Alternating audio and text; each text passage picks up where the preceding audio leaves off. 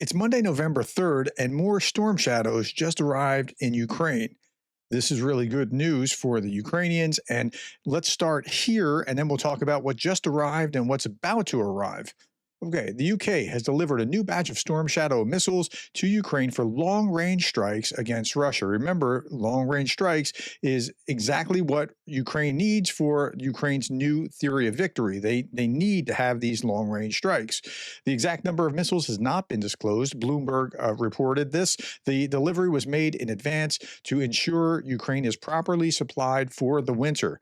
London is confident that Ukraine will intensify attacks on Ukrainian civilian infrastructure in the coming months. Now, they also, well, before I talk about what's also coming, let's look at this. This is a video about UK has resupplied Ukraine with more Storm Shadow cruise missiles for long-range strikes. These are what Storm Shadow missiles look like when they're deployed, and yeah, so that's good news there. And on the other side of this equation, we know that Patriot missile batteries just arrived from, or launchers just arrived from Germany yesterday. That was big news. And then we see that Italy is preparing its 12th package of military aid for Ukraine, which includes deliveries of ammunition and missiles for the SAMP-T air defense system to be supplied by the end of 2025. So that's on its way.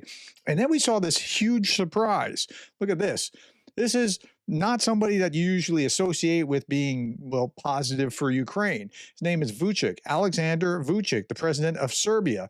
Well, president of Serbia and Serbian ammunition for Ukraine. They're talking about this. We will gladly sell ammunition to Europe. Then it's their business what they do with it. Now, remember, Serbia has this like long-standing relationship with Russia. They're both Orthodox. In fact, their flags are inversions of each other, right? It's really interesting how Vučić is, now he's not getting off Russian oil, and he's making that clear. He wants to join Europe, but he's also willing to sell ammunition to Ukraine, and he says he has lots of it. Okay, Vučić. We have never put anyone in Europe at risk. On the contrary, our depots are full of ammunition, and we are producing more, especially mortar shells. We are producing more ammunition than France. Although I don't want to be seen as someone who is constantly supplying warring parties with munitions, Europe needs ammunition. That's why I propose to our friends in the EU that they sign a purchase agreement with us and take everything that we have. It would be a phenomenal contribution we could make to European security. Now, again, he's trying to get into the European Union, so maybe that's what's motivating. Maybe it's money. We don't know. And could this ammunition then be used in Ukraine?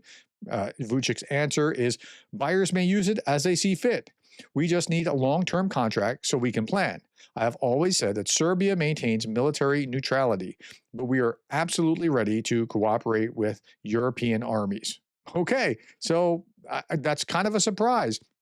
So you couple the Patriots with the Storm Shadow missiles, and it's all adding up. Okay, now Tomahawks, are they on the way? Well, let's talk about Tomahawks. This is General Keane talking about how Ukraine wants Tomahawks to take down major factories. Let's listen to this briefly. So the Ukrainians want Tomahawk missiles that can take down a major factory and others like it, and the bombers that deliver the cruise and ballistic missiles.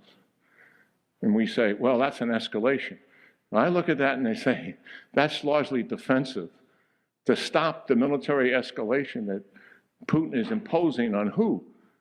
The civilian population, killing them in major cities and destroying the energy infrastructure. That's right. Going after their factories is an escalation, but it's really not. It's really defending itself from having them create more things that are attacking them. Okay. But what does Trump have to say about this? Well, nothing good. Listen to this. He's asked about, will your administration provide Ukraine with long-range Tomahawks? Not really. Could happen, I could change, but at this moment, I'm not. It's hard to hear, but he said, no, not really. It could happen. I could change, but at this moment, I'm not. So, okay, he's not going to do that. Okay, now, Trump is also talking about nuclear weapons testing. Well, not nuclear testing, but testing the missile pieces up to, not including the nuclear component, which is what Putin's been doing recently. Trump made the decision to restart nuclear testing after Putin's demonstrations drills The U.S. will conduct its first nuclear ICBM test since Trump's order, according to Newsweek. The U.S. has planned a test of launch of a Minuteman III intercontinental ballistic missile capable of carrying a nuclear warhead, but without a warhead, after President Donald Trump ordered the resumption of testing. Energy Secretary clarified that there will be no detonation. The test will cover all the other components of the weapon to confirm its combat capability. So this is what Russia was doing as they were saber rattling. So Trump's doing the same thing back. And again, it's not falling into his trap of testing nuclear, because if he tests nuclear, then all bets are off and the Russians can test nuclear. Okay, here, the United States intends to conduct a series of subcritical nuclear weapons tests, according to the U.S. Energy Secretary Chris Wright. Listen to him. Are going to be. I think the tests we're talking about right now are system tests. These are not nuclear explosions. These are what we call non-critical explosions. So you're testing all the other parts of a nuclear weapon to make sure they deliver the appropriate geometry and they set up the nuclear explosion. Okay, so that's where they are. He's doing it because Putin was doing it, but okay, that's just where we are. Now, he's also not going where you'd want him to go as far as dealing with Putin. Reporters question him what would be the final straw, and he says there is no final straw. Sometimes you got to let them fight it out. Now, I'm not playing the sound on that because the sound was just absolutely terrible, but I will play sound on something else. This was an interview with 60 Minutes, and the sound quality was a lot clearer. He's just saying the same stuff that he said before. He, for whatever reason, still seems to think that Putin wants to make a deal. Let's listen to this. It's only 30 seconds. It is working with Putin, I think. I did different with him because we don't do very much business with Russia, for one thing. You know, he's not like somebody that buys a lot from us because of foolishness. And I think he'd like to be. I think he wants to come in and he wants to trade with us and he wants to make a lot of money for Russia. And I think that's great. That's what I like. Can we get it done in a couple of months, do you think? I think we're going to get it done, yeah. I think he really wants to do business with the U.S. But it did work with India, and it did work with Pakistan, and it did work with 60% of those countries. Yeah, so he just wants to trade with the U.S., but he wants Ukraine destroyed or under his thumb more than he wants to trade with the U.S. Former Ambassador Michael McFaul says, I still want to believe that at the end of the day, that's Donald Trump, understands that freedom is better than tyranny. I want to believe that too, but I'm just not seeing Trump moving the right direction here on Ukraine, on supporting Ukraine. So I want to believe it. Michael McFaul wants to believe it. You want to believe it, but it's just not there yet. There's not the evidence there. Now, there is evidence of something else weird and bizarre going on, and that is what's going on with Venezuela. Maduro is not, this is the Nobel Prize winner, Machado, talking about Maduro is not the legitimate president of Venezuela. He lost the elections and committed fraud. He's been practicing state tea, or yesterday somebody said, well, why don't you call it fearism? What do you think of that? Fearism instead of, because I'm not going to pronounce this particular word, just for YouTube censors, he's practicing state fearism. He declared war on the Venezuelan people. Okay, so, but there's something more to the story here. Again, 60 Minutes. Are Maduro's days as president numbered? Trump says, yeah, I think so, yeah. I would say, yeah, I think so, yeah. Okay, okay, so what's going on there? I'm trying to make sense of this. So Sebastian Gorka, I think, answered this. Sebastian Gorka, former counter-T director for the Trump administration, claims that Maduro has conspired to attack President Trump. Ah, okay. So if that's part of it, then it's kind of like Dick Cheney being blinded by with Iraq, with Saddam Hussein, like going after the Bush family. Maybe there's something like that going on. It's mainly about drugs, but it's not just that. Let's listen to what Sebastian Gorka had to say here on Newsmax. This is really enlightening. And it is primarily about the drugs, Rob, but it's not just about the drugs. Yeah. I can't talk about the classified aspects of this, but in open source right now, your viewers can go online and they can search for the connections of that regime, the Maduro regime, to other bad actors. And there are lots of connections to Russia, to Iran, to Hezbollah. I mean, it's just weird. Other states, other nations who, for example, have been plotting to target members of this administration, including the president. Iran's tentacles into this hemisphere go straight through Caracas and Venezuela. So, yes. So that makes more sense of what's going on with Venezuela. I just put out a video showing General Stavridis, the former NATO commander, or Admiral Stavridis, the former NATO commander, talking about there's like a 70% probability that something's going to kick off in about a week. So you go back to that video if you haven't seen it. Okay, while that's also going on, the Trump administration is also talking about a new mission in Mexico against the cartels.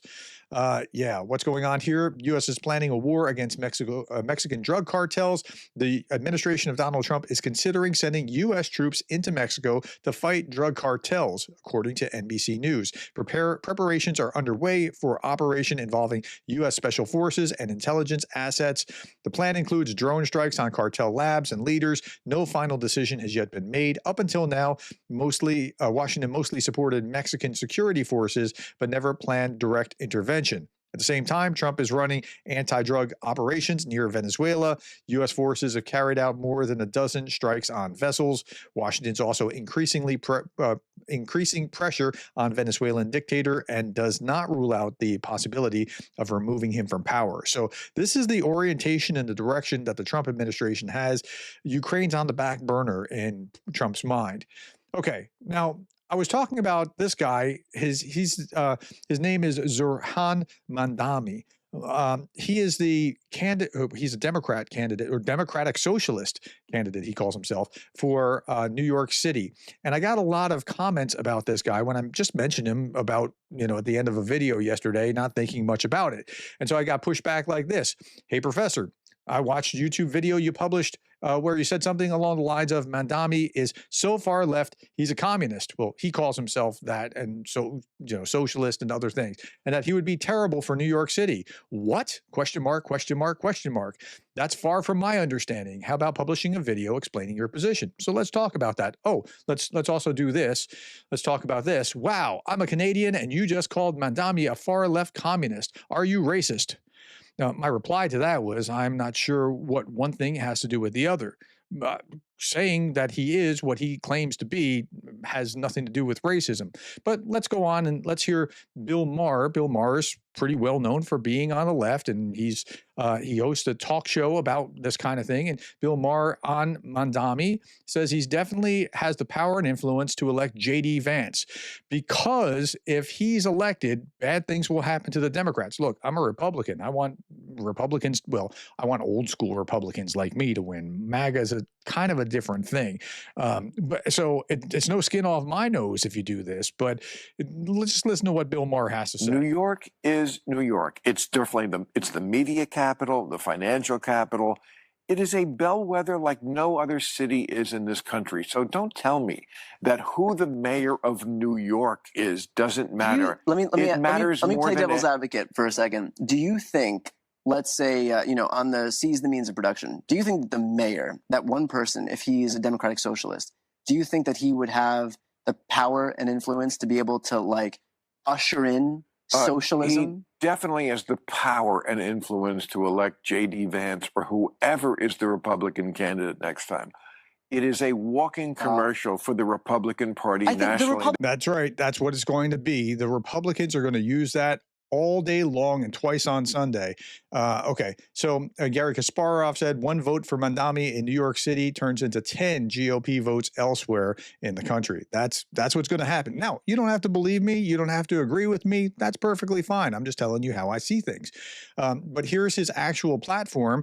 This is Mandami's actual website, Zoran for New York City. And he's talking about things, if you don't think like he's pretty on the socialist and communist kind of side of things, freeze the rent controls, fast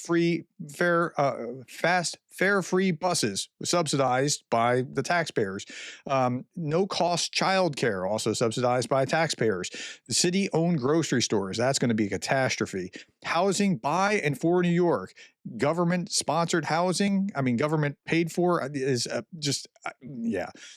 Taxes on big corporation and the wealthiest New Yorkers, which is going to drive them to places like Charlotte for banking or West Palm Beach. That's what's going to transpire. But, you don't have to believe me. Just triangulate on what you see in other news. That's perfectly fine by me. I'm just answering what was being put out there. Okay, that's all that I have, my friends. Let's leave you with this by Darth Putin. Day 1348 of my 3-day war. I dreamed I was chased naked through a burning oil terminal by a pack of flamingos. Look, even if they don't get the missiles that Trump keeps vacillating on back and forth, even if they don't get Tomahawks, when homegrown flamingos get there, it's going to change things. It really will. Tell me what you think about this in the comments below. And again, you can feel free to disagree with me. No problems. That's perfectly fine by me. I'm just telling you how I perceive things, and I'm just backing things up with facts.